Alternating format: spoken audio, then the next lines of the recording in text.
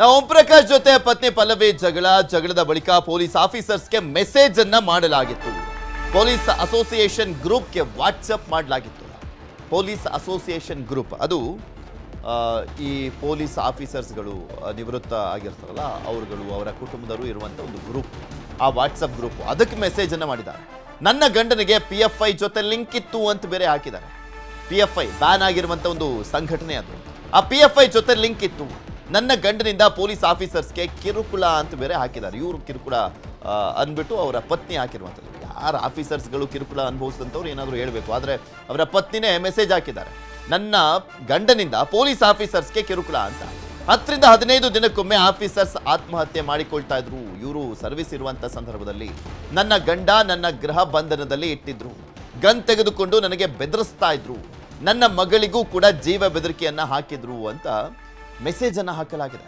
ನನ್ನ ಗಂಡ high profile weapon ಇದ್ದಂತೆ ಅವ್ರ ಹತ್ರ, ಅವ್ರ ಗಂಡನ ಹತ್ರ ಹೈ ಪ್ರೊಫೈಲ್ ವೆಪನ್ ಇತ್ತು ಅಂತ ಓಂ ಪ್ರಕಾಶ್ ಅವರ ಹತ್ರ. ನನಗೆ ಹಾಗೂ ಮಗಳಿಗೆ ತುಂಬಾ ತೊಂದರೆ ಆಗಿದೆ. ಅಜಿತ್ ದೋವಲ್ಗಾದ್ರೂ ಮಾಹಿತಿಯನ್ನು ನೀಡಿ ಅಂತ ಹೇಳಿದ್ದಾರೆ. ಅಜಿತ್ ದೋವಲ್ ಅವರಿಗೆ ಮಾಹಿತಿಯನ್ನು ಕೊಡಿ ಇದಕ್ಕೆ ಸಂಬಂಧಪಟ್ಟಂತೆ ಅಂತ ಅವರು ಮನವಿಯನ್ನು ಮಾಡಿಕೊಂಡಿದ್ದಾರೆ. ಗಂಡನ ಬಳಿ ರಿವಾಲ್ವರ್ ಇದೆ, ಸೀಸ್ ಮಾಡಿಸಿ ಈ ಸಂದೇಶ ಬೇಗ ಎಲ್ರಿಗೂ ಕೂಡ ಕಳಿಸಿ, ನಮ್ಮನ್ನ ಓಂ ಪ್ರಕಾಶ್ ಅವರಿಂದ ಕಾಪಾಡಿ ಅಂತ. ಈಗ ಕೊಲೆ ಮಾಡಿದ್ದಾರೆ ಅನ್ನುವಂಥ ಆರೋಪವನ್ನು ಹೊತ್ಕೊಂಡಿದ್ದಾರಲ್ಲ ಪತ್ನಿ ಮತ್ತು ಮಗಳು. ಆ ಪತ್ನಿ ಕಳಿಸಿರುವಂಥ ಸಂದೇಶ ಇದು, ಆ ಗ್ರೂಪ್ನಲ್ಲಿ ಹಾಕಿರುವಂಥದ್ದು.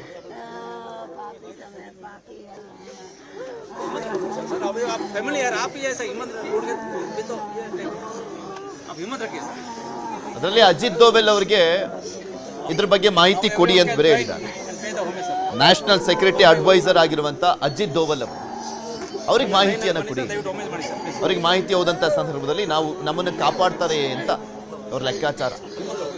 ಓಂ ಪ್ರಕಾಶ್ ಅವರು ಹಿಂಗೆಲ್ಲ ಮಾಡ್ತಾ ಇದ್ದಾರೆ, PFI ಜೊತೆ ಬೇರೆ ಲಿಂಕ್ ಇದೆ ಅಂತೆಲ್ಲ ಹಾಕಿದಾರಲ್ಲ, ಹಂಗಾಗಿ.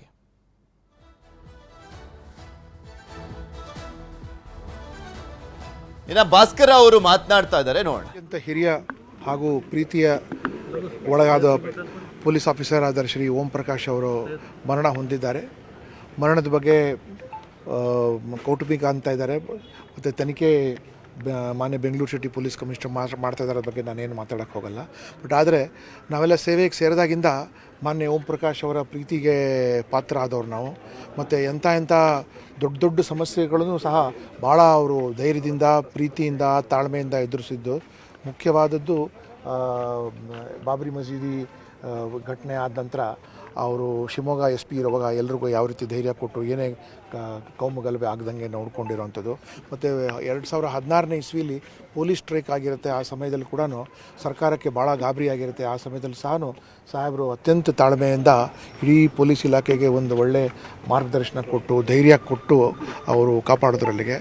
ಅವರು ಮನೆ ಒಳಗೆ 4 ಗೋಡೆ ಮಧ್ಯೆ ಏನಾಗಿದೆ ಅದು ನಮ್ಗೆ ಗೊತ್ತಾಗಲ್ಲ, ಅದು ಅವ್ರ ವೈಯಕ್ತಿಕ ವಿಷಯ. ಆದರೆ ಅವ್ರ ಕಚೇರಿಗೆ ಯಾರೇ ಬಂದರೂ ಸಹ ಬರೀ ಕೈಲಿ ವಾಪಸ್ ಹೋಗ್ತಾ ಇರಲಿಲ್ಲ, ಅದು ಮಾತ್ರ ಹೇಳ್ತೀನಿ. ಯಾರೇ ಮತ್ತು ಎಲ್ಲ ಜನನೂ ಬರೋರು, ಮತ್ತು ಯಾರ ಮೇಲೆ ಕೂಡ ದರ್ಪ ಇತ್ಯಾದಿಗಳು ಮಾಡ್ತಾ ಇರಲಿಲ್ಲ. ಸಾಕಷ್ಟು ಬೆಳವಣಿಗೆ ಕಾರ್ಯಕ್ರಮ ಡೆವಲಪ್ಮೆಂಟ್ ಆಯಿತು ಅವರ ಸಮಯದಲ್ಲಿ. ಬಟ್ ಸಾಹೇಬರು ಕೌಟುಂಬಿಕ ಕಾರಣಗಳಿಂದ ಅವ್ರಿಗೆ ಏನೇ ಸಮಸ್ಯೆ ಇದ್ದರೂ ಸಹ ಹೊರಗಡೆ ಅವ್ರು ತೋರಿಸ್ಕೊಳ್ಳದೆ ಭಾಳ ಉತ್ತಮವಾಗಿ DG ಪಾತ್ರ ನಿರ್ವಹಿಸಿದ್ದಾರೆ.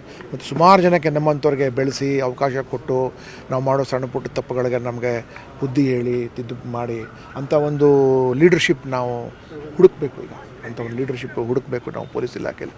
ಮಾದರಿ ಪೊಲೀಸ್ ಲೀಡರ್ ಆಗಿದ್ದರು ಅವರು. ಸೊ ಇಂಥ ಒಂದು ಲೀಡರ್ಶಿಪ್ ಭಾಳ ಅಪರೂಪದ ಲೀಡರ್ಶಿಪ್. ಇವತ್ತು ಆತ್ಮಕ್ಕೆ ಶಾಂತಿ ಆಗಲಿ ಮತ್ತು ಕುಟುಂಬಕ್ಕೆ ಭಗವಂತ ಧೈರ್ಯ ನೀಡಲಿ ಅಂತ ನಮ್ಮೆಲ್ಲರ ಪ್ರಾರ್ಥನೆ.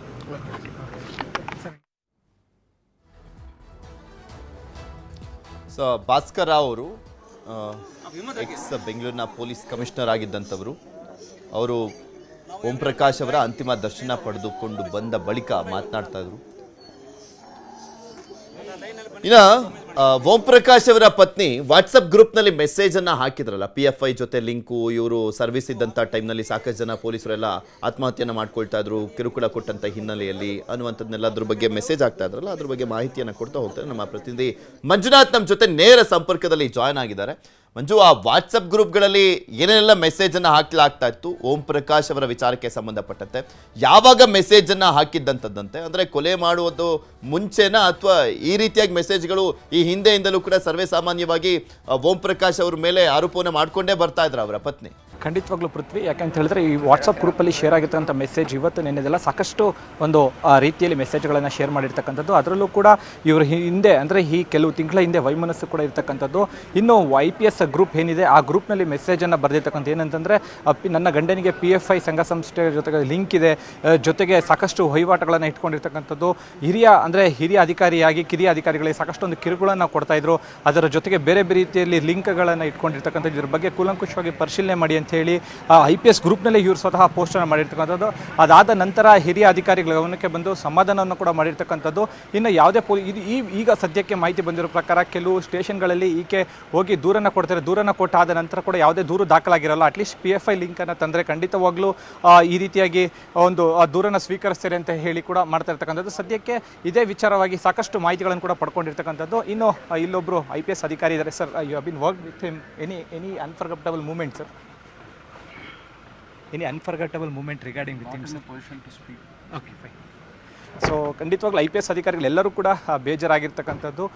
ಇನ್ನೊಂದು ವಿಚಾರ ಏನಂತಂದರೆ, ಇನ್ನು ಈ ವಾಟ್ಸಪ್ ಗ್ರೂಪ್ ವಿಚಾರವಾಗಿ ಹೇಳೋದಾದರೆ ಕಮಿಷನರ್ ಹೇಳೋ ಪ್ರಕಾರ ಈಗಾಗಲೇ ತನಿಖೆಯನ್ನು ಕೂಡ ಮಾಡ್ತಾ ಇದ್ದೀವಿ. ಇದು ಬಿಫೋರ್ ದ ಇನ್ಸಿಡೆಂಟ್ ಆಗಿ ಮಾಡಿರ್ತಕ್ಕಂಥದ್ದು ಅಥವಾ ಇನ್ಸಿಡೆಂಟ್ ಆದಮೇಲೆ ಶೇರನ್ನು ಮಾಡಿರ್ತಕ್ಕಂಥದ್ದು. ಈ ಸ್ಕ್ರೀನ್ಶಾಟ್ ಎಲ್ಲವನ್ನು ಕೂಡ ತನಿಖಾಧಿಕಾರಿ ತಗೊಂಡಿದ್ದಾರೆ, ತನಿಖೆಯನ್ನು ಕೂಡ ಮಾಡ್ತಾ ಇದ್ದಾರೆ ಅನ್ನೋ ರೀತಿಯಲ್ಲಿ ಕೂಡ ಹೇಳಿರ್ತಕ್ಕಂಥದ್ದು. ಪೃಥ್ವಿ ಮಂಜು, ಸಹಜವಾಗಿ ಎಲ್ಲ ಪೊಲೀಸ್ ಆಫೀಸರ್ಸ್ಗಳಂತೂ ನಿಜಕ್ಕೂ ಶಾಕಿಂಗಲ್ಲಿದ್ದಾರೆ. ಬಿಕಾಸ್ ಇಂಥದ್ದೊಂದು ಘಟನೆ ಆದಂಥ ಹಿನ್ನೆಲೆಯಲ್ಲಿ ಸಹಜವಾಗಿ ಅವರ ಆತ್ಮಸ್ಥೈರ್ಯವನ್ನು ಕುಗ್ಗಿಸಿರುವಂಥದ್ದು. ಹಾಗೆ ನೀವು ಹೇಳ್ತಾ ಇದ್ರಿ, ಇದು ನಿನ್ನೆ ಮೊನ್ನೆ ಮೆಸೇಜ್ ಅಲ್ಲ, ಈ ರೀತಿಯಾಗಿ ಸಾಕಷ್ಟು ಬಾರಿ ಹಾಕೊಂಬಂದಿತ್ತು, ಮೆಸೇಜನ್ನು ಮಾಡ್ತಾ ಇದ್ರು, ಅವ್ರ ವಿರುದ್ಧವಾಗಿ ಮೆಸೇಜನ್ನು ಹಾಕಲಾಗ್ತಾ ಇತ್ತು ಅಂತ.